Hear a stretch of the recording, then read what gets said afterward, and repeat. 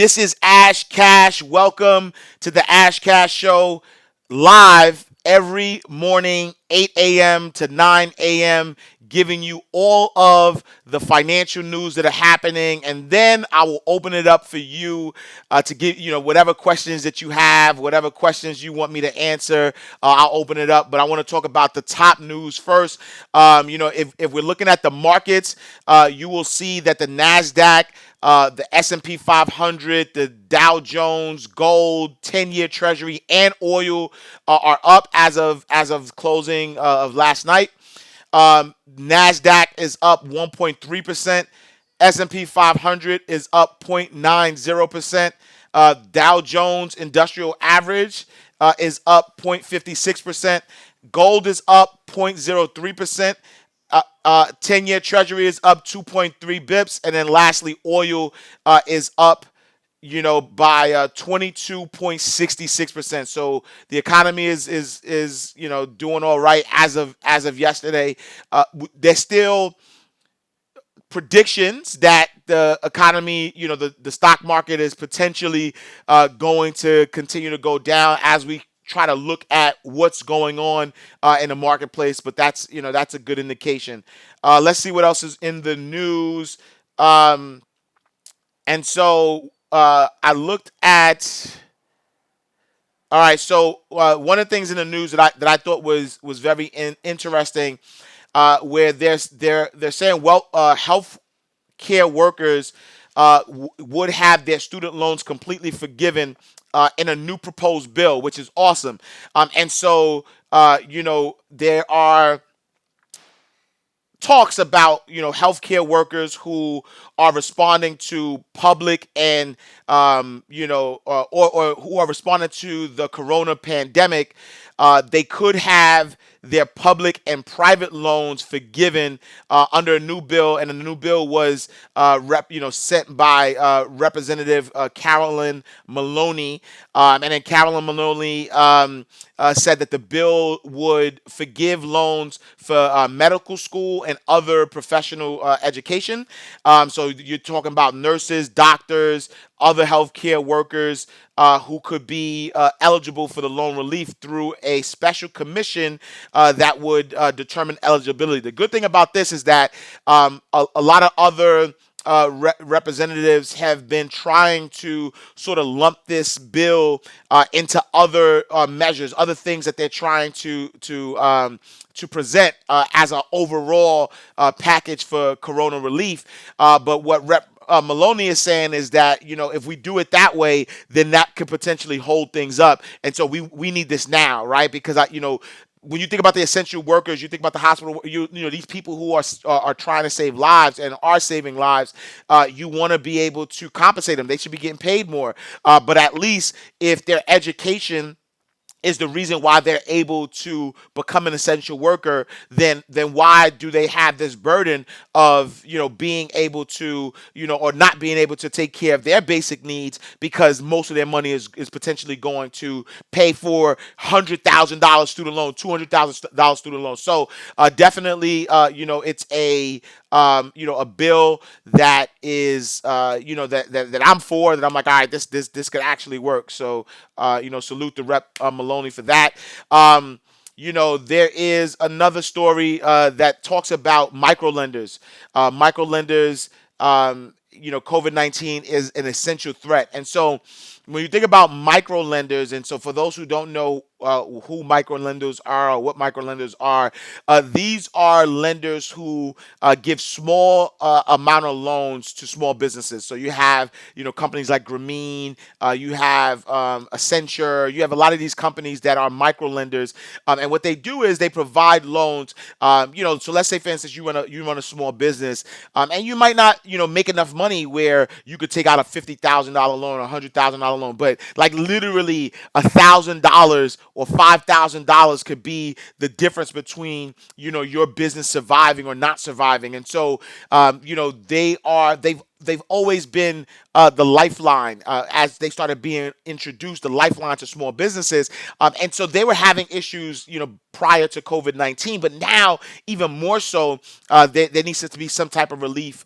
for these micro lenders, because at the end of the day, if these micro lenders do not lend, these small amount of monies to, the neighborhood, the mom and pop stores, these small businesses that need the actual loans, then these businesses could die and never recover, and so we definitely want to pay attention to that. Um, there was another story that I found funny or intriguing. See, that's why I don't wear suits, because my neck, my neck be all tight. But yeah. So another story that I thought was intriguing was that Trump was in Arizona. And he was, going over, or he was visiting, the Honeywell facility, and he had goggles on, but he didn't wear a mask. And so he's around people. He's being toured around.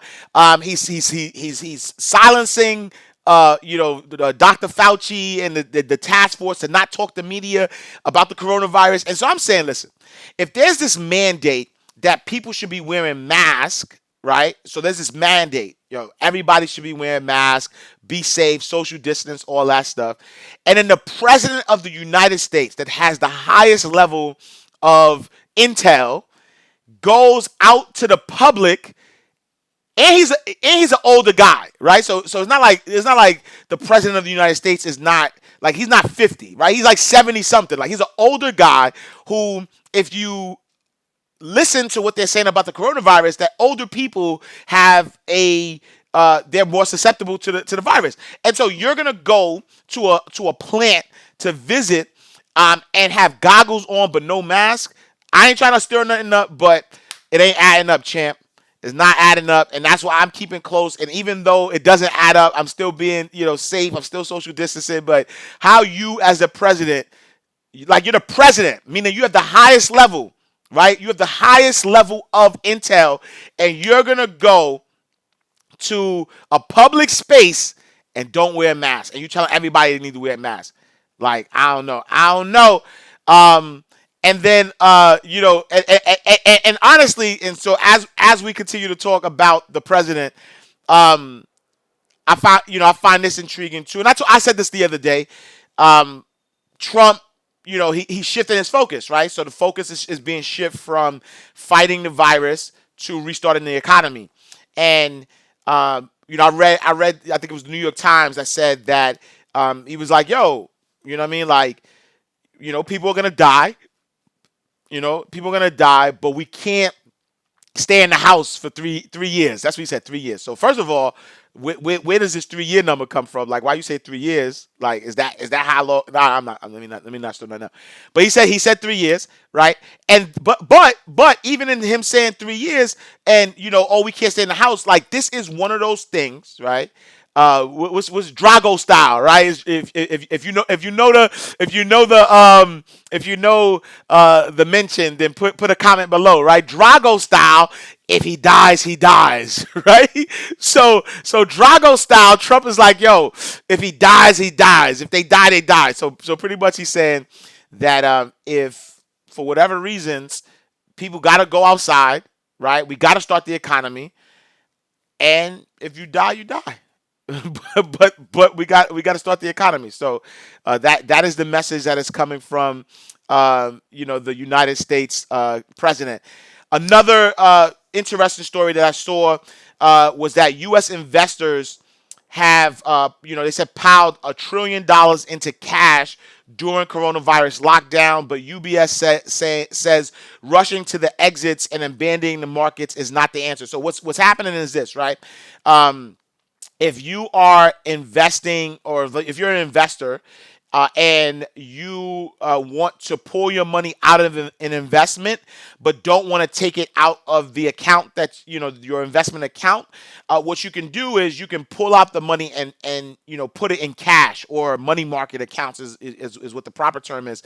And so, in fact, since the lockdown, since the quarantine, the number has jumped, right, from 1 trillion to 4.3 trillion dollars, right, in cash, meaning that there was $1 trillion sitting in cash, post COVID or whatever, and then an extra 3.3 trillion. That means that money was taken out of businesses, it was taken out the stock market, and it was parked and left in cash. And so a lot of investors are probably just sitting and waiting. They could be sitting and waiting to see if things drop, to see if things go on sale. But they're really just sitting on the sidelines and waiting around with this a tremendous amount of cash. And UBS is saying no. There are a lot of companies that are doing well. That if you dump that money into these stocks, you can actually do well. And I agree with that. I agree. I do think so. I take both sides, right? I do think that if you are if you have cash, if you're already in the markets, right? If you're already in the markets, do your research, look and see, instead of pulling it out of an investment that's losing, and then just parking it in cash, and you're not earning, I mean, you're earning some money, but you're not earning a good return. Like, look at those essential products. Look at these businesses that will thrive during this time, and then park your money there. But I do agree, on the other hand, that like if you're uncertain, if you're scared, if you don't know what to do, then leaving your money in the market might not in the market, but leaving it in what's currently losing might not be a good idea. So taking it out, and putting it in money market accounts might be a good idea for now. But then weigh out your options, do your research, do your due diligence. And so I love that. What else we got? We got in the news. I saw article about the Samsung heirs apologizing for corruption and union busting scandals. So there's scandals going around with the heirs of the Samsung dynasty, and in fact, there were like stories that one of the or Lee, what is it, Lee Jae Young, says that he would be the last of his family members to lead South Korean corporate empire, right? So he's the leader of Samsung, and he's the heir of Samsung, and he's saying, you know what, we're going to be the last to do that. And the reason why I bring this story up, is because it's interesting, because when you look at family wealth is usually dissipated by the third generation. And what that means is this, is that like the first generation, they're the grinders, right? They're the ones just trying to figure their way out. They're trying to figure out how to make things happen. They build this wealth. Second generation, which is the kids of the grinders, were there, so they get groomed to take over the company and things of that nature. And so they were there for half of the struggle, but the other half they lived a decent life. By the third generation, all that third generation, which is the grandkids, the kids of the kids, they don't know the struggle. They don't know what it took to build the business. All they know is that they're born into this empire. This thing is making money, and it's part of the family already.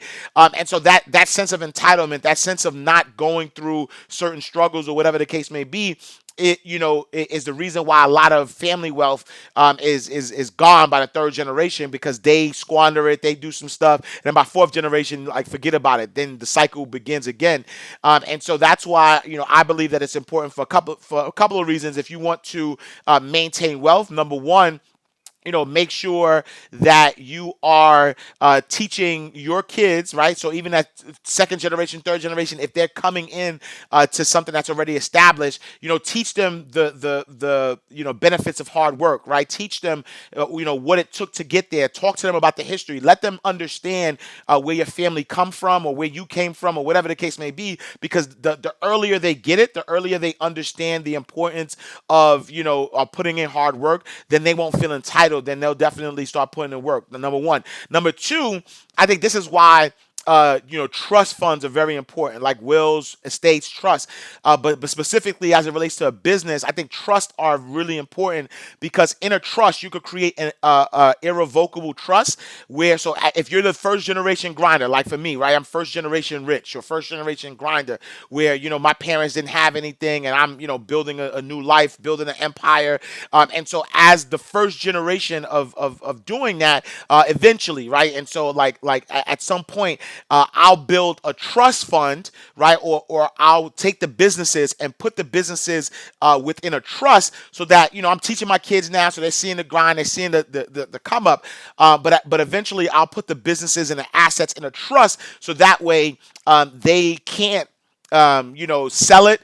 They can't do anything that could get rid of the wealth, right? So that way, it always stays in the family. There's always going to be an administrator that watches it over, but I could dictate and say, hey, this is the things that I want to be done with these assets. These are the things that I want to be done with this property, whatever.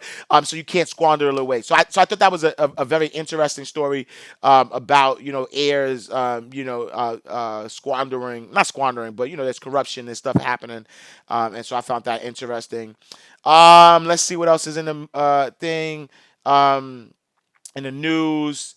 Um, may result in more deaths working from home. All right, so yeah, so I think that's it. I think I mean, this is it's money news, but it's not. I mean, I guess it's money news. So it's funny. I saw a 50 Cent article that said 50 Cent addresses strained relationship with his son. You had everything, and I didn't have it. And so as I talk, um, I mean, this kind of goes along with what I was saying with the heirs, right? The Samsung heirs and generational wealth. Um, I don't know. It's weird, right? So I've watched videos of 50 like disowning his son. I've watched videos of his son saying, "Yo, I don't mess with him," and like going back and forth, which is weird because they look like twins, right? But and I know that the strain has started from or based on what I'm reading, the strain has started from potentially his child's mother and the messages. But part of what he said was this entitlement, right? The sense of entitlement. And so because his son came from a space where he always looked and saw that his dad had, that he expected these things, and there from what my estimation it was, there wasn't a level of appreciation first and foremost, but also, right, meaning that the stuff that he was getting, he was like, well, nah, you 50 Cent, you got millions of dollars, then I should be getting more. You know what I'm saying? But there's also wasn't this sense of legacy building, like, yo, you 50 Cent, what businesses you got? You got TV, you got all these things. So how can I learn about that? You know what I'm saying? And so I think that potentially that was like sort of like the disconnect, and that's where this beef between father and son has started. And so I don't know the answer to that, but I do think that it's an interesting thing to look at, because I believe whether there's a mother involved or somebody kind of pushing, straining the company, or the company, the family. You should run your family like a company, right? In a way, meaning that from early, you know what I'm saying? Never get into a position where your kids feel entitled, or they feel like, yo, it's my right to get what's next. Like, no, you're gonna have to work for it. So like, my wife and I have purposely, I mean, we give our kids. So my son is young, so he's 4, he's about to be 5, and so it's hard to kind of instill that in him right now, but eventually, because he's asking for everything. So eventually, I mean, we have conversations, but eventually we'll get him to the space where my daughter is. But my daughter's 12 years old, and my daughter, we give her all, everything she asks for. She's a great student. She's always A's, and she pushes herself, so she's great. But there's also this piece where she wants sort of extra stuff, right? And so the extra stuff, we have this chore list that we put together, and in the chore list, we tell her, listen, these are the things that you're supposed to do. If you do these extra things, then there's money attached to it, and there's bonuses, right, that you can get. And so early on, even within the household, we're teaching her that just waking up is not going to get you extra. Just waking up is going to get you the necessities, because as your parents, we're responsible for it. So it'll give you the basics, right? It'll give you the stuff that your abundance, which is your right. You'll get that, but the bonuses you're gonna have to work for. And yo, this is just a bar. Like this, as I'm thinking about this, and I'm saying that this is a bar. Whether you believe in God, Buddha, Allah, the universe, like that's exactly how it works, right? abundance is your birthright. And so by just waking up, you don't have to work for the abundance that's in your life. Like that's just your birthright, right? God gives that to you off rip. But if you want the bonuses, you want the bonus out of life, then you're gonna have to work. Work, faith without works is dead. And so, a lot of us are we have the basics, like life, right? And I'm not downplaying that. I'm not saying like, oh my God, life is the basic, but I'm saying that you got life, you got breath in your body, you have the ability to do whatever you need to do. You got a roof over your head. So these things are the abundance that God is giving you. You don't have to do nothing for that. I mean, you do in some cases, but I'm saying your freedom, your liberty, all that stuff. Like you have, that abundance is your birthright. But if you want bonuses, if you want the rest of it, you gotta put in the work. That's it. I think that's it. For my for the news portion of it. I like the way it flowed today.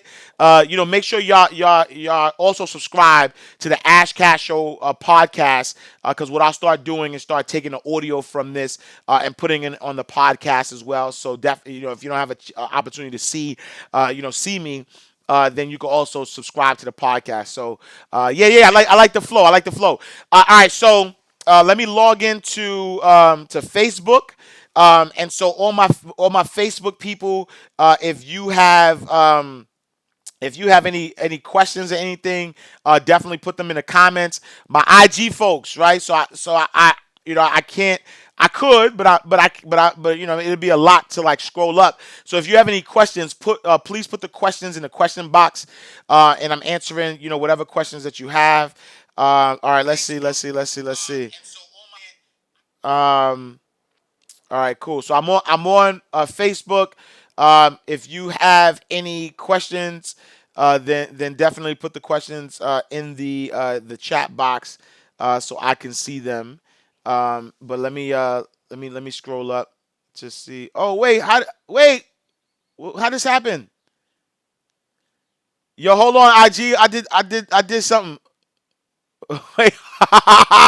That joint was scary for a second. I had was my fault. My fault, Facebook. I'm scrolling through IG, and I hit one of the filters by mistake. No filter. No filter. All right, my fault, y'all. Let's see. All right, so here we go. Right. All right, so I got my first question from Facebook, and this is from Twizzle Lewis, and Twizzle says, "Should you invest in the market right now?" And so the answer to should you invest in the market right now is yes and no. Meaning that if you've been investing already in the markets, right? If you already know what your risk tolerance is, you've done some research, you understand how the markets work. It's a long-term game, right? So don't invest in the markets if you're trying to get short-term game. It's a long-term, right?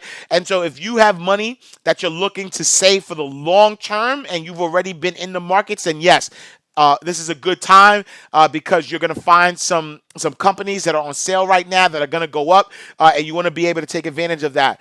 I do believe, though, that if you are in an industry, if you work for a company that you do not know where your, like if you don't, so number one, if you don't have multiple streams of income, if you work for a company that don't know if the company, if you're going to have a job or whatever the case may be, then I would stay as liquid as possible, meaning that I would keep your cash reserves and I would not take the cash that I have right now and invest it in the market, which is a long-term thing where you potentially are going to need that money in the short term. And so I would say, yes, you should invest if you have done your due diligence, if you have money saved up, if you're doing the basics. But if you don't have those things and you don't have the basics and things of that nature, then you should definitely hold on to your cash, just so that way you'll have some money available for necessities if you lose your income or whatever the case may be. If you have multiple streams of income and you're not worried about your income, and in fact, if your income is going up during this time, there's many people who see that scenario where their income is going up, then yeah, now might be a good time to invest in the markets. I appreciate that question, Twizzle. Um, My guy B. What up, Brandon? My guy B Mays, yo, in the building, the homie. You know what I'm saying? I appreciate you. Thanks for checking in. Sherrod Bates is in the building. What up, Sherrod? All right, let's see what questions. So I'm back on IG. Let me see. I need to get a better system. I need to get like a I don't know, like a stand that go in front. I'm still working this stuff out, so you know what I'm saying. Bear with me, bear with me, y'all. Let's see what we got going on. It's a good look, homie. Oh, so this is the earliest stuff. Let's see what we got. Um, let's see. If y'all got any questions, make sure y'all put them. So if I, oh, my fault, IG, my thing fell. My fault. If y'all got any questions, that's why I need a better holding system because this thing be falling. Um, yeah. So if y'all got any questions, put them in the question box. All right. So this is a question from BK Big Brother on Instagram, and BK Big Brother says, "Would putting a stack in a mutual fund, would putting a stack in a mutual fund if you have it available? So would you put a stack, which is $1,000, for those who don't understand, our street vernacular? So would you put a stack in mutual funds if you have it available? So the good thing about mutual funds is that mutual funds mitigate your risk, right? So if you don't know what a mutual fund is like, for instance, if you want to invest in Nike, right? That's one stock. Or if you want to invest in sneakers, you can invest in a mutual fund that has Nike, Reebok, Under Armour, Adidas all together, right? That's an example. And so what happens is that putting it in a mutual fund, having money in a mutual fund mitigates your risk because when you have money in a mutual fund, you aren't necessarily you putting all your eggs in one basket, right? What you're essentially doing is you're allowing your money to. So like if Nike goes down, then Adidas might go up, or you know what I'm saying. And so you don't take that big hit of one company going up. I like mutual funds, right? Because again, for that particular reason, especially for like any first time investors, it might make sense to get a fund because putting your money in that fund is going to mitigate your risk. And mitigate just means like lessen, right? It's going to lessen the risk. It's going to lessen the amount of money that you potentially lose. So I like it. I like mutual funds if you have it available. But to my point earlier, if you have it available, excuse me, I take black seed oil, so like my burping is from black seed oil.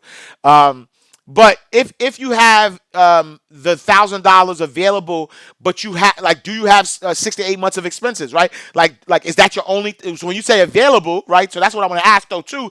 When you say you have it available, what does that mean? Does it mean it's in your bank account, or does it mean that you have expenses, you have 6 to 8 months of expenses, and now that you are set with your emergency fund or your financial freedom fund? I don't like using the word emergency fund, but now that you're set with your financial freedom fund, you now have an extra $1,000 you want to put in the market. So my thing is always saying, before you start putting money in the market, which is a long-term game, make sure that you're taking care of your short-term and your immediate need, which is cash flow. And so if you take that $1,000 and you put it in a mutual fund, and then tomorrow something happens, right? It don't even have to be losing your job and nothing like that. It could be, your car breakdown, right? Do you have money? You know what I'm saying? Do you have money set aside to be able to take care of your basic necessities? I believe that 6 to 8 months is the minimum that somebody should have, right? And if you don't have that today, that's all right. And a lot of us don't have it today, right? And so, but work towards that.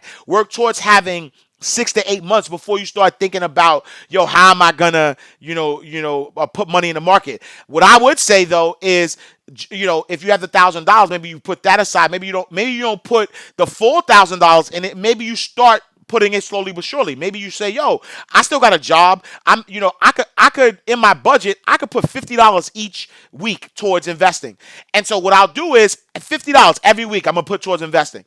So that way you still got your $1,000, and then that way that you get what's called dollar cost averaging, which means that if every week, no matter what the stock market does, right, it's a long-term thing, I'm putting $50 every week, $50 every week, $50 every week. So now when stocks are up, I'm getting less stock, but when stock goes down, I get more stock, and it's called dollar cost averaging. So you could just set it and forget it and let it do what it does. So that's my answer, and I'm sticking to it. Appreciate the question. Um, all right, so here's another question that says, wait, hold on. All right. So IBX says, should you split your 401k or 403b into Roth since there's no penalty right now? I love that question, right? And so your 401k or your 403b can be put into a Roth IRA without any penalty, right?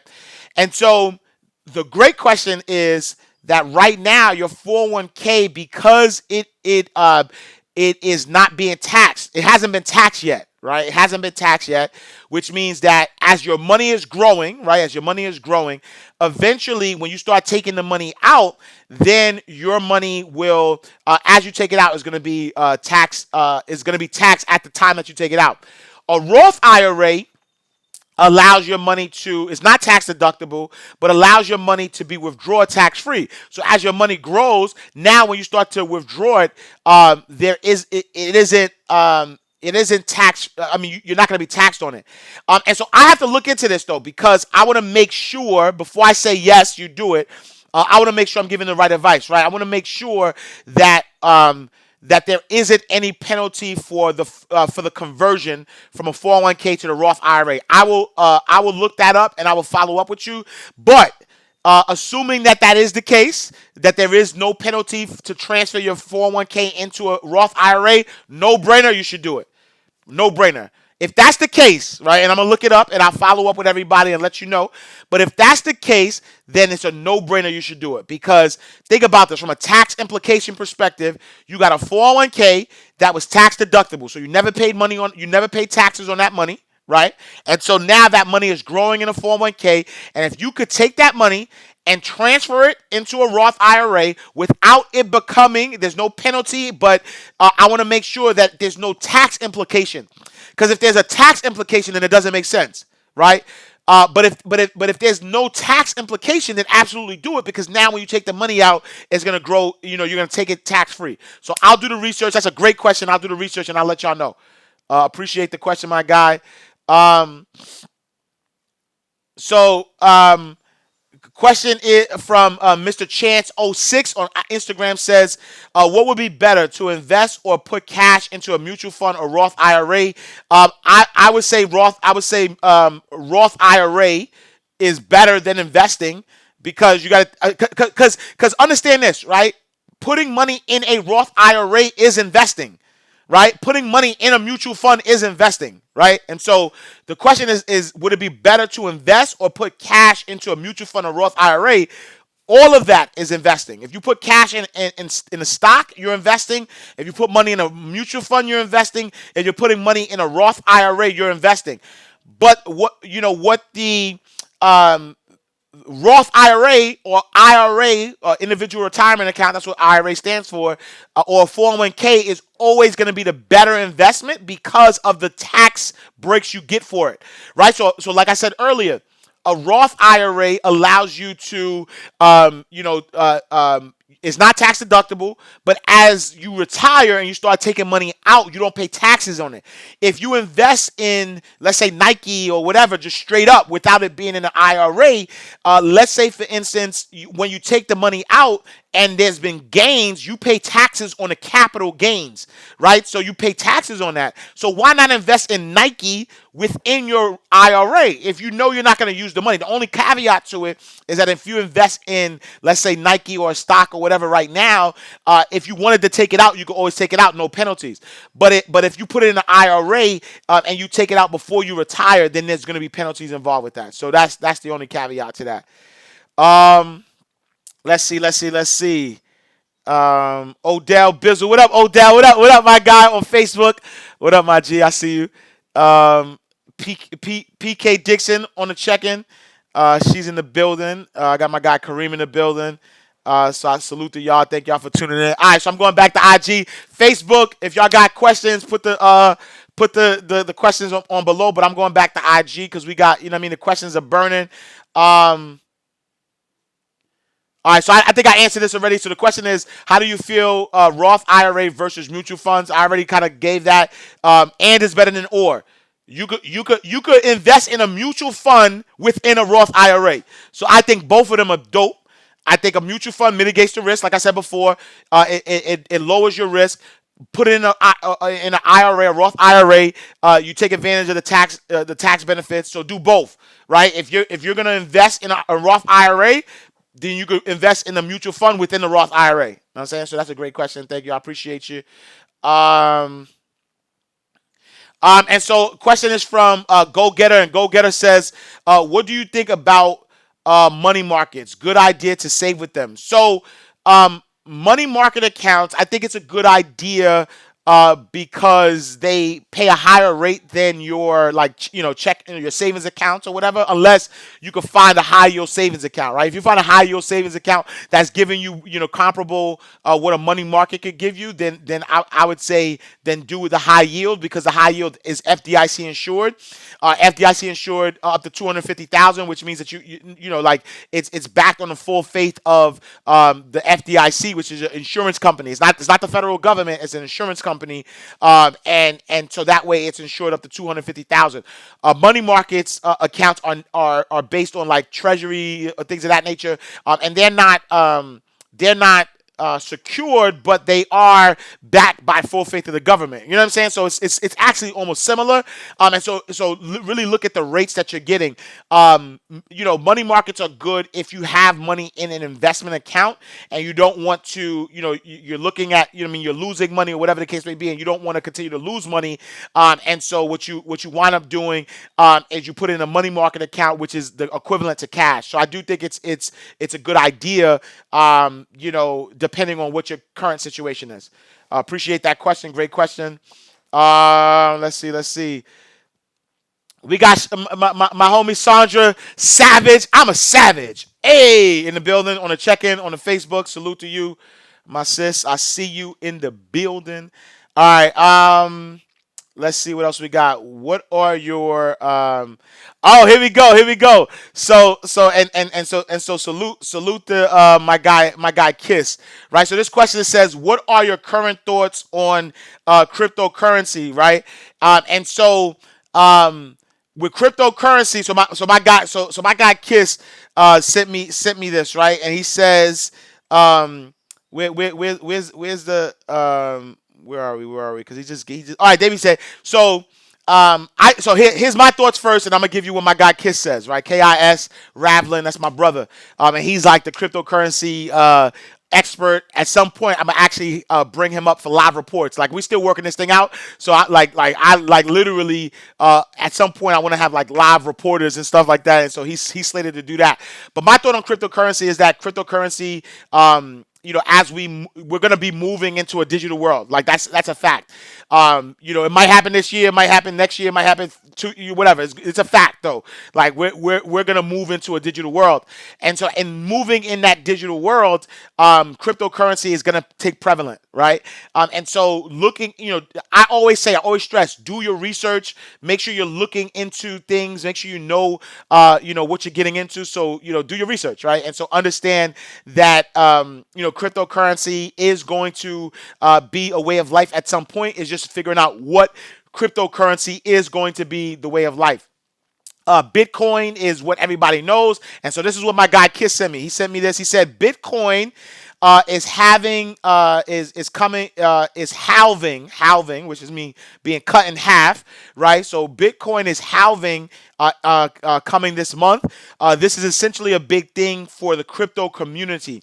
This is important because it prevents inflation, which can give a bump in price because it slows down the pace in which the coins are created. So I love that. So think about that for a second. The fact that cryptocurrency is going to be cut in half, which means that it's slowing down inflation. So if, let's say for instance, if your Bitcoin is worth, $5,000 right now, if it gets halved now, what's going to happen is that the Bitcoin is going to be worth, 2,500, but there's going to be more cryptocurrency out there, but then it's going to avoid, inflation. Now, I hope I'm saying that right. I hope it's not the opposite way around, but either which way, cryptocurrency is. I'm not the expert on crypto, so that's why I'm saying it this way. But cryptocurrency is going to be around, and I do think that people should be looking into blockchain technology. That's the technology that powers cryptocurrency, but other industries will be affected by blockchain and cryptocurrency.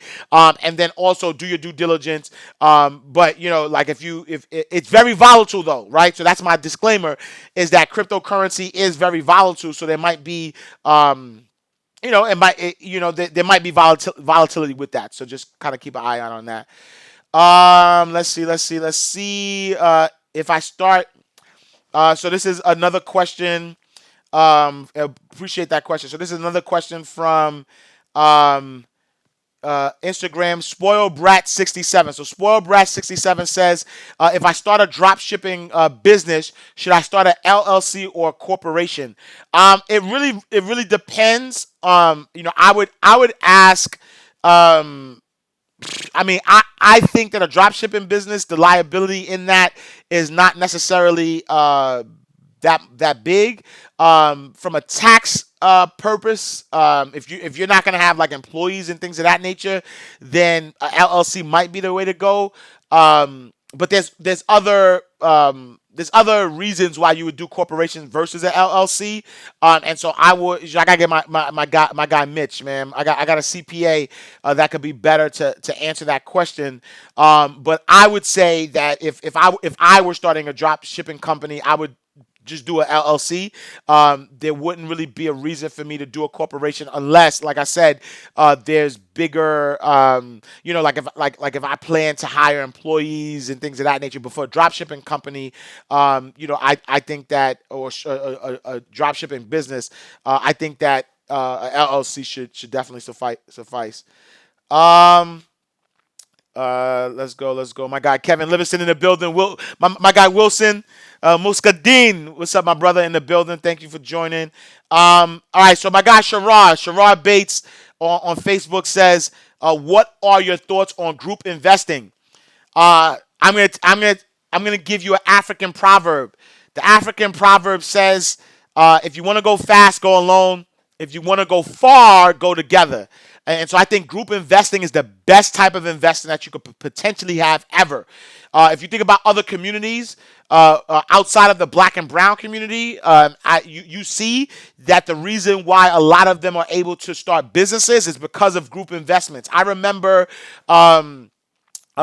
working in Queensbridge, right? So Astoria, Queens, right? So Queensbridge, I was the CEO of a credit union. And when I was working in Queensbridge, there were a lot of hotels that were being put up. Right, and in these hotels, they were majority run by the Hindu faith, right? And so a lot of the Hindu faith, they would come together, they would put all their money together, and they would literally buy gas stations. They would buy, like, if you go to Dunkin' Donuts, there's a lot of Dunkin' Donuts owned by them. There's a lot of hotels.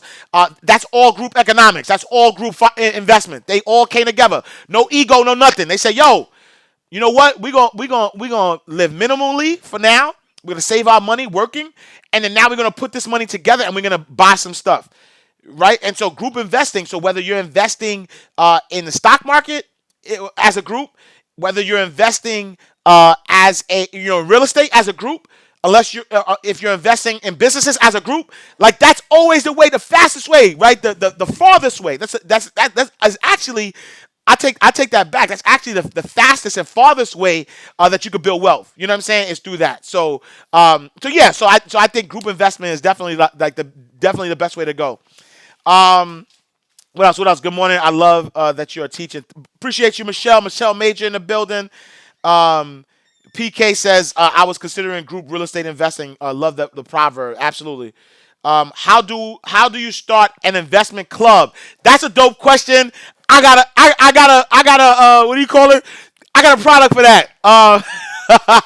Now one of my clients, matter of fact, make sure y'all follow Donna Rosby. She's on Facebook, but she's one of my clients that we work together, branding, business consulting, things of that nature. But she's actually really, really good at creating group investments. So she's a nurse out on the West Coast, and she's been able to, and she's actually building a brand to help nurses build wealth, but everybody build wealth. But she's also been very good at building out. She has a lot of group investments, group investment programs that she started successfully, whether it's the stock market and in real estate. So she has a collaborative called Funding the Block. And so she's definitely somebody who's coming, and I'm actually working with her. That's why that was a perfect layup. We're working on an ebook that she's working on how to start group investing, how to do that. So definitely look out for that. And then I'll definitely. So if y'all tuning in every day, definitely tap in, tune in. And I'll put the links, and I'll definitely share it once that comes about. But it's a 10-step process. She made it really easy. Matter of fact, I'll get on her now to make sure that we put it out this week. But yeah, stay tuned. I got a solution for that. You know what I'm saying? So appreciate that question for sure. Spelling of the last name is Rosby, so it's Rosby. So it's Donna and then Rosby. Oh, actually, I'm gonna tag her. So I just tagged her on Facebook.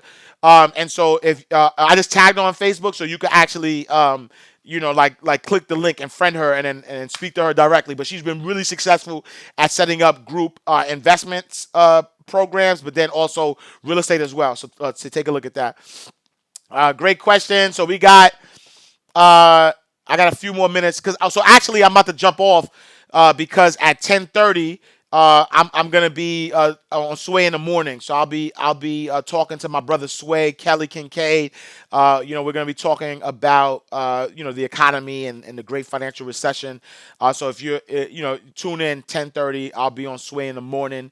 National, what I'm saying, XM Radio, what I'm saying. Salute to the Kings there, the Kings and Queens. All right, so we got another question from Duberg Jr. So Duberg says, what is an honest and best way to repair credit? The honest and best way to repair credit is to do it yourself, is to figure out the rules. I wrote a book. You know what I'm saying? So I wrote a book. They're all available on my website, shop.mindrightmoney.com. But this is for IG. I wrote a book called What the FICO 12 Steps to Repair Your Credit. And this is my Facebook people. You got to understand how credit works. There's 5 categories. I have to do that, so excuse me. 35% of your score and the other 10% of your score is any new credit that you have, right? So if you understand those 5 categories, then you're golden.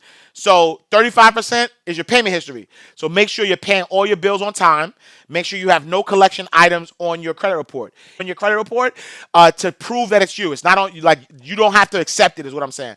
And so I would challenge it. There's letters that you write, and if you get the book, there's letters that I provide or examples of letters that I provide that you can do. And so, or you can send to them. And so do that, number one. 30% of your score is your usage ratio. So now, when you look at your usage ratio, that means that when you're looking at the available credit that you have, so like your credit cards, your available credit is now you should only be using 30% or less of your available credit. So, for example, if you have $1,000 credit card and you're only using, you only should be using $300 or less. If you're using more than $300, then you're negatively impacting your score. So look at your credit score. What is your usage ratio? If your usage ratio is below or is above 30%, then start paying down those credit cards. In fact, your credit score, your FICO score goes from 300 to 850. Anything above 720 is excellent credit. Anybody who has excellent credit usually has a usage ratio between 10 to 15%. So getting aggressive about paying down your debt is going to be good. 15% of your score is based on your length of credit history. So just make sure that you're not closing any accounts unnecessarily. 10% of your score is credit mix. So as you go along, just have different types of credit. And then lastly, any new credit is 10% of your score. So just make sure you're not applying for credit unnecessarily. You do those 5 things, then that's the easiest way.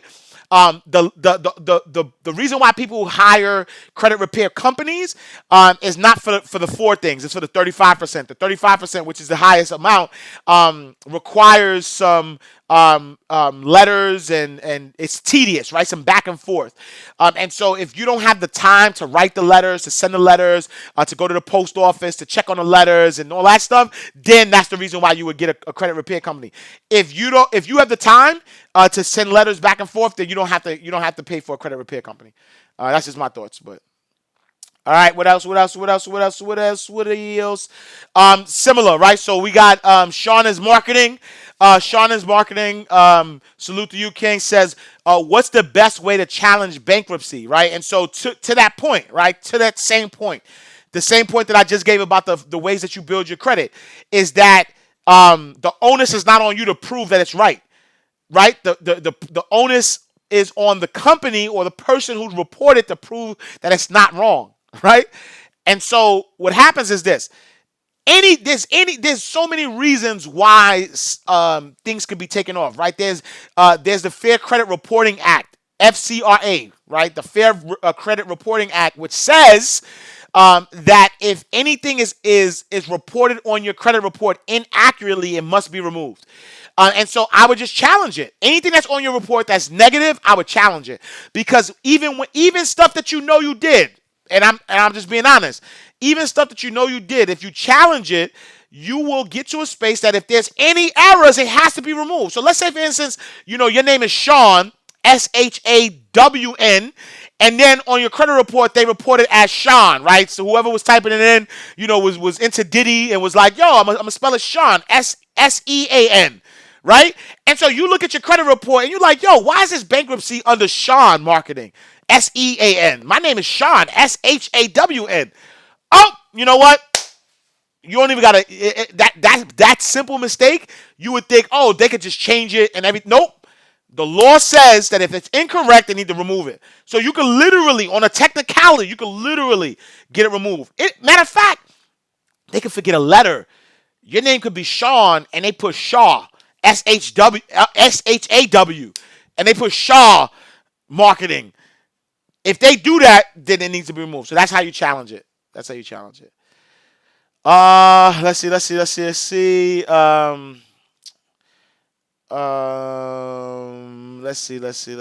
All right. There's another investment question from IG that says, "Hey Ash, if you had 40K to invest, what would you do with it?" So, this question is asking, if I had $40,000 to invest, what would I invest in? Me personally, I'm investing in real estate. I'm not putting that 40K in the market. In fact, true story, I'm staying as liquid as possible. I'm holding on to as much cash as I can during this time, because by the end of the year, I want to buy land. I want to buy acres of land. That's just where I'm at with it. And so you asked me what I would do. I'm not putting it in the market. I know there's other people who are like, yo, put it in the market. I'll dollar cost average. That's what I'll do. I'll dollar cost average. I'm not putting a lump sum of money in the market. I'm dollar cost averaging, right? I'm investing a certain amount every time, right? So whether it's weekly, whether it's monthly, if it's $100, if it's $500, I'm gonna have a continuous, because I know that investing is long term. So I'm not gonna put a big chunk of money into the market. Me personally, I'm not doing that. I'll dollar cost average though. I will do that to make sure that I take advantage of the upswing. But a lump sum of money, I'm buying property. I'm buying real estate. You know what I'm saying? Like I'm gonna buy. You know what I'm saying? Like I'm gonna see what things look like in October. I mean, right now my appetite is for land. So land, like I want acres of land. That's where my appetite is right now. But towards the end of the year, like let's say for instance, people start foreclosing and there's buildings and stuff available. I don't know. That could be potentially something that I look into. But right now, appetite is for land. All right, IG.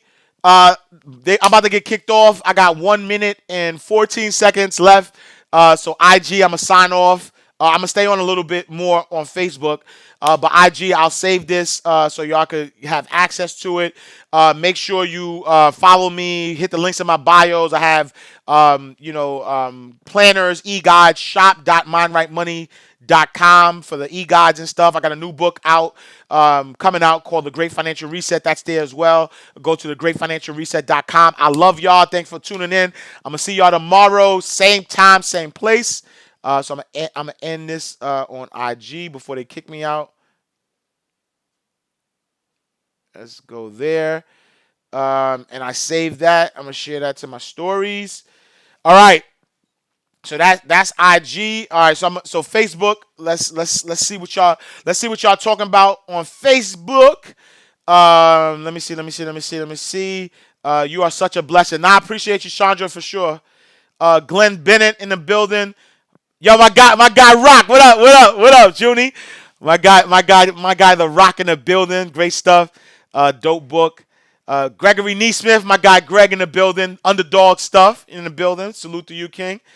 Now is the perfect time to repair credit. The credit bureaus have 30 days to complete their investigation. I mean, I should have said this while I was on IG. That's a true point. Investigation into the disputes, and due to the pandemic, they may have trouble verifying your debt. And if they can't verify, they must delete it. Big facts. My guy Rock put it the best way. Right now is the best time to dispute your credit, right? Because to that point, there's laws that say they got 30 days, right, to respond to a dispute. So if you dispute it, and because of the pandemic, they might not be able to verify because what's happening, it got to be deleted. Delete all that. Delete all of it. Yo, good point, Rock. I appreciate you, my G. Do you have quotes available for our in-person group info session? So Sherrod says, do you have quotes available for in-person group info session? So it really depends where you talk about in person, because we quarantining. I might not be coming out to I might not be coming out to 2021. So if you want to book me out to 2021, you could do that. But if you go to, I don't know if the website is still up, but if you follow me on Instagram, IG, on Instagram, if you hit the link in my bio, there's something, I am Ash Cash is my Instagram handle. The link in my bio has a link to book me, and it has like a questionnaire to answer. So if you do that, then I'll do that. If you're saying in person, meaning that we do a group session via Skype or things of that nature, then that's different. I'll do those now. You can email me. Email me info@mindrightmoney. Either way, email me so I can know what you're talking about specifically. But you can email me info@mindrightmoney.com. But as far as like getting into a group, nah, until I know. So here's the deal: until I know what's happening with COVID, I'm not going nowhere. I'm not going nowhere, brethren. 2021, until I know. Like, not in no group setting. I'm not doing that. Like, I'll probably touch somebody's stage, but I'm not doing no meet and greets.